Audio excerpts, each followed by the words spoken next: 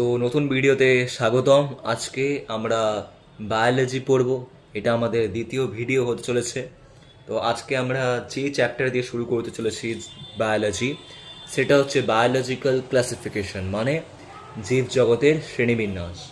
ঠিক আছে, তো পড়াশোনাটা শুরু করছি কোনো কথা না বলে।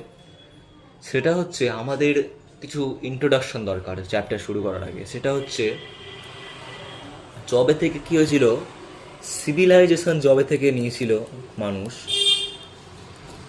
ঠিক আছে, সভ্যতা আগমনের পর থেকে বিভিন্ন চেষ্টা করা হয়েছিল। কি চেষ্টা করা হয়েছিল? To classify organisms, to classify organism. অর্গ্যানিজমকে কিছু নির্দিষ্ট রীতিতে গোষ্ঠীভুক্তকরণের জন্য কিংবা বিন্যাসকরণের জন্য শ্রেণীবিন্যাস করা হয়।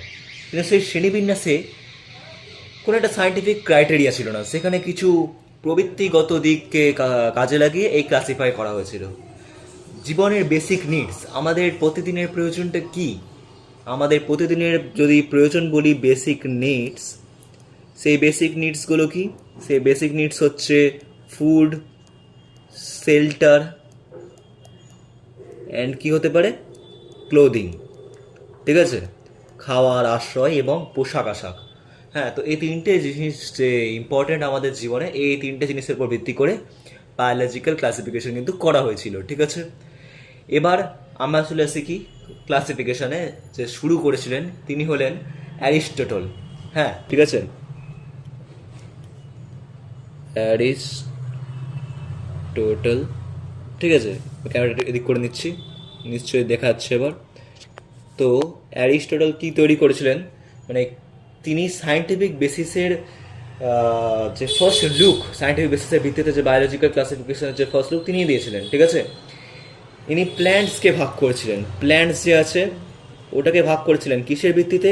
অন দ্য মরফোলজিক্যাল বেসিস, মানে অঙ্গ সংস্থানগত দিক থেকে তিনি প্ল্যান্টসদেরকে ভাগ করেছেন। কিসে কিসে ভাগ করেছেন?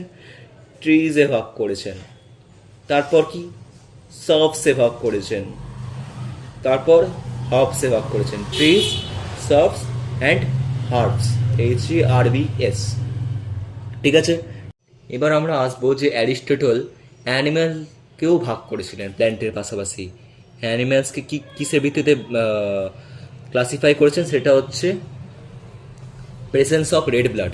রেড ব্লাডের প্রেসেন্সের উপর ভিত্তি করে দুটো ভাগে ভাগ করেছেন। সেটা হচ্ছে একটা রেড ব্লাড প্রেজেন্ট থাকবে, প্রেজেন্ট মানে আমি প্লাস এনটি দিয়ে চিহ্ন, না যদি মাইনাস এনটি দিই তো ওটা মানে হচ্ছে অ্যাবসেন্ট। ঠিক আছে, আর এখানে হচ্ছে কি রেড ব্লাড অ্যাবসেন্ট। নিশ্চয়ই বুঝতে পারলে। তো রেড ব্লাড প্রেজেন্ট যদি হয় এটাকে বলা হচ্ছে কি অ্যানাইমা, ANAIMA।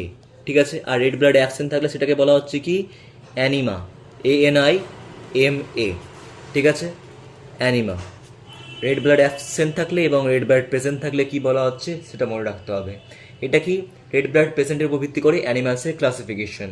এবার টু কিংডম ক্লাসিফিকেশন যে আছে এই অ্যানিম্যাল এবং প্ল্যান্টই, এই যে দুটো ভাগে ভাগ করা আছে, সেটা প্রথম যে করেছিলেন তিনি হচ্ছেন লিনিয়াস। ঠিক আছে, নামটা অনেকেই শুনে থাকবে, লিনিয়াস, ক্যারোলাস লিনিয়াস। ইনি কী করেছিলেন? সেল ওয়ালের প্রেসেন্সের উপর ভিত্তি করে হ্যাঁ দুটো কিংডমে ভাগ করেছিলেন। ঠিক আছে, on the basis of cell wall, আমি এখানে লিখে দিচ্ছি, কোষ প্রাচীরের ওপর ভিত্তি করে তিনি ভাগ করেছিলেন। কিসে কিসে?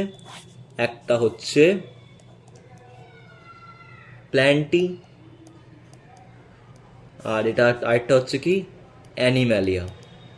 ঠিক আছে, প্ল্যান্টি আরেকটা হচ্ছে অ্যানিম্যালিয়া।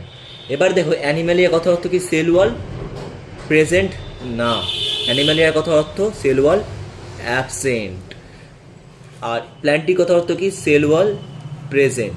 প্ল্যান্টি কথা অর্থ হচ্ছে সেল ওয়াল প্রেজেন্ট, আর অ্যানিম্যালিয়ার কথা অর্থ হচ্ছে কি সেল ওয়াল অ্যাবসেন্ট। এটা কিন্তু মাথায় রাখতে হবে।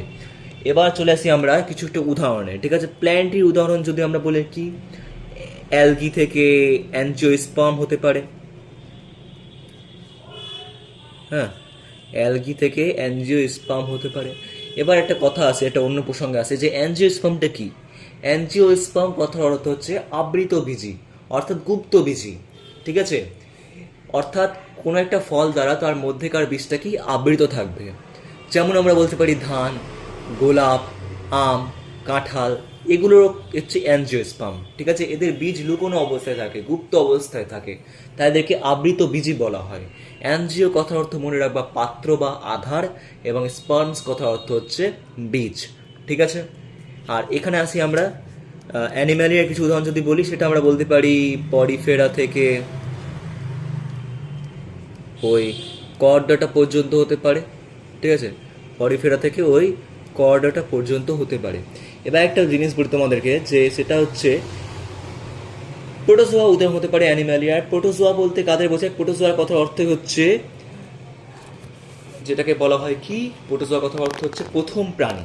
অ্যামিবা হতে পারে, প্যারামেসিয়াম হতে পারে, ইউগ্লিনা, এদেরকে বলা হয় প্রথম প্রাণী। ঠিক আছে, এবার আমরা পরের পেজে আসি। এবার আমরা আসবো হচ্ছে কিসে,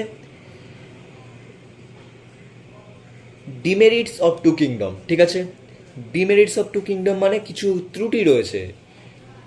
আর এছাড়াও আপনাদেরকে বলে দিই যে এখানে আমরা যে জানলাম প্ল্যান্টি, অ্যালগি টু অ্যাঞ্জিওস্পার্ম। ঠিক আছে, তো অ্যালগি টু অ্যাঞ্জিওস্পার্ম ছাড়াও এখানে হতে পারে আরও অনেক কিছু, ব্যাকটেরিয়া হতে পারে, ব্লু গ্রিন অ্যালগি হতে পারে। এই ব্লু গ্রিন অ্যালগিকেই আমরা আরেকভাবে ভাষায় বলে থাকতে পারি যে সায়ানো ব্যাকটেরিয়া, ফানজাই হতে পারে, এবং এছাড়া হতে পারে কি বলতো, ডায়াটমস। এটা কিন্তু মনে রাখতে হবে। ঠিক আছে, ডায়াটমস, আর হতে পারে ডাইনোফ্ল্যাজেলেটস হতে পারে। ঠিক আছে, ইম্পর্টেন্ট নাম দুটো। এদের সম্বন্ধে আমরা ভাগে ভাগে জানবো একবারে কিছুক্ষণ পরেই। ঠিক আছে, হয়তো পরের নেক্সট ভিডিওতে আমি হয়তো এদের সম্বন্ধেও বলে দিতে পারি। ঠিক আছে, ডায়াটোমেসিয়াস আর্ট তৈরিতে কিন্তু এদের ভূমিকা অনেক আছে। তো যখন আমরা ওটা পড়বো তখন আমরা আসবো ওখানে। তো ডিমেরিটসে আসি আমরা কিছু। হ্যাঁ, তা এই যে এই প্ল্যান্টি আর অ্যানিম্যাল কিংডমে যে ভাগ করলেন লিনিয়াস, তার কিছু ত্রুটি রয়েছে। কী ত্রুটি? আমরা এখানে দেখলাম যে ইউনিসেলুলার এবং মাল্টিসেলুলার কিন্তু মিক্সচার হয়ে গেছে। মাল্টিসেলুলার আর ইউনিসেলুলার একই গ্রুপে চলে এসছে। যেমন কি ইউনিসেলুলার আমরা বলতে পারি ব্যাকটেরিয়া, আর মাল্টিসেলুলার আমরা কি বলতে পারি, ফানজাই বলতে পারি, অ্যালগি বলতে পারি। এগুলো হচ্ছে কি মাল্টিসেলুলার। ঠিক আছে, তার মানে আমরা যে জানলাম ব্যাকটেরিয়া, ফানজাই, অ্যালগি, এদেরকে সব কটাকেই আমরা প্ল্যান্টের মধ্যে রাখছি। তো একই গ্রুপে ইউনিসেলুলার, মাল্টিসেলুলার একসঙ্গে থেকে যাচ্ছে। তারপর অটোট্রপিক আর হেটারোট্রপিক যদি আমরা বলি, অটোট্রপিক হেটারোট্রপিক যদি বলি, অটোট্রপিক কথার অর্থ কি, স্বভোজী, যারা নিজেদের খাদ্য তৈরি করে খায়। হেটারোট্রপিক মানে অন্যের ওপর নির্ভরশীল, অন্য রান্না করে দিবে ওরা নেবে, অর্থাৎ পরভোজী। ঠিক আছে, এদেরকে একসঙ্গে রেখে দিয়েছে। যেমন কি অটোট্রপিক হচ্ছে অ্যালগি টু অ্যাঞ্জিওস্পার্ম যে বললাম, ওদেরকে প্ল্যান্টিতে রাখা হয়েছে। এবং হেটারোট্রপিক কথা কে হতে পারে, ফানজাই। হেটারোট্রপিকের মধ্যে সিম্বায়োটিক হতে পারে, প্যারাসিটিক হতে পারে, স্যাপ্রোফিটিক হতে পারে, মিথজীবী, আরও অনেক কিছু হতে পারে। আমরা ওটা পরে জানবো। ঠিক আছে, তো এখন মনে রাখো যে ত্রুটিগুলো কি। ফটোসিনথেটিক, নন ফটোসিনথেটিক হতে পারে, এটা একটা ত্রুটি বললাম। আর একটা এটা ত্রুটি বললাম। 3 নম্বর ত্রুটি কি? 3 নম্বর ত্রুটি হচ্ছে ফটোসিনথেটিক, সালোক সংশ্লেষকারী, এবং যে নন ফটোসিনথেটিক, সালোক সংশ্লেষ করতে পারে না যারা, সিনথেটিক। ঠিক আছে, ফটোসিনথেটিক। তো এদেরকে একসঙ্গে রাখা হয়েছে। প্রোক্যারিওট এবং ইউক্যারিওটকে একসঙ্গে রাখা হয়েছে। প্রোক্যারিওট কি, আরেকটা পয়েন্ট আপনি দিয়ে দিচ্ছি আপনাদেরকে, সেটা হচ্ছে প্রোক্যারিওট অ্যান্ড ইউক্যারিওটস।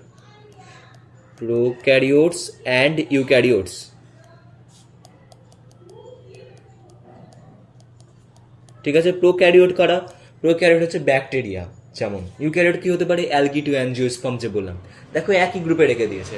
ঠিক আছে, কিন্তু একটা জিনিস মনে রাখবা যে এই যে ক্লাসিফিকেশন করলো, এর মেন বেসিস হচ্ছে কিন্তু সেল ওয়ালের বেসিসে কিন্তু এই ক্লাসিফিকেশন করা হয়েছে। মেজর প্রবলেম এটাই, in cell wall composition. Cell wall যে কিভাবে তৈরি হয়েছে সেই কম্পোজিশনে, তার গঠনে কিন্তু মেজর প্রবলেম রয়েছে। যেমন অ্যালগি যদি আমরা বলি, অ্যালগিতে আসি। অ্যালগির ক্ষেত্রে কি দিয়ে তৈরি?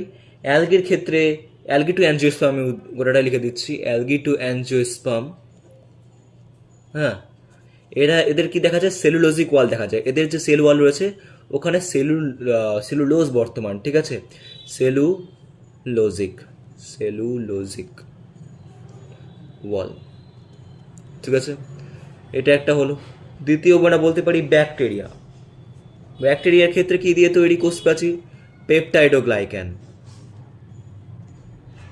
পেপটাইডোগ্লাইক্যান বা আমরা বলতে পারি মিউকোপেপটাইড, ঠিক আছে। তারপর দেখো আমরা বলতে পারি ফানজাই। ফানজাইয়ের কি তৈরি সেল ওয়াল?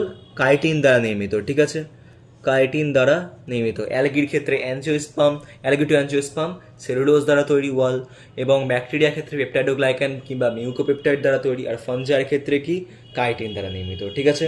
তো এটা মনে রাখতে হবে। এরপর আমরা কি আসবো, 3 কিংডমে আসবো, 4 কিংডমে আসবো এবং 5 কিংডমে আসবো, ওটা পরের দিন থেকে শুরু করছি। এবার হচ্ছে বায়োলজিক্যাল ক্লাসিফিকেশনের আসল পড়া শুরু হবে নেক্সট ভিডিও থেকে, ঠিক আছে। আপাতত এখানে সমাপ্ত।